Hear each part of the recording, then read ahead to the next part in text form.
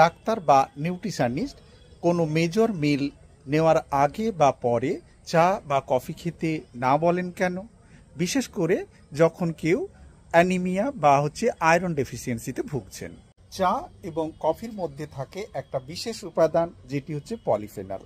এই পলিফেনল আমাদের খাওয়ার থেকে আয়রন অ্যাবজর্পশনে বাধা দেয়। পলিফেনল নামক রাসায়নিকটি থাকে চায়ে, কালো চা বা সবুজ চায়ে, থাকে কফি বিনসে, এছাড়াও কোকো ফ্রুটের মধ্যে। এই পলিফেনল আমাদের খাদ্যের মধ্যে থাকা নন হিম আয়রনের সঙ্গে যুক্ত হয়ে আমাদের ডাইজেস্টিভ সিস্টেমে একটি কম্পাউন্ড তৈরি করে, যা আমাদের ডাইজেস্টিভ সিস্টেমে শোষণ হয় না।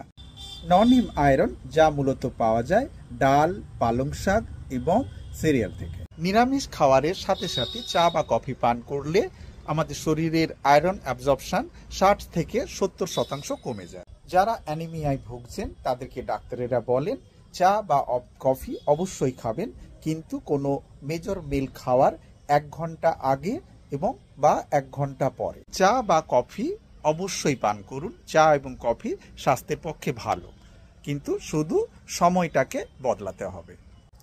তাই একটি ছোট্ট বদল আপনার স্বাস্থ্যকে সুস্থ রাখবে।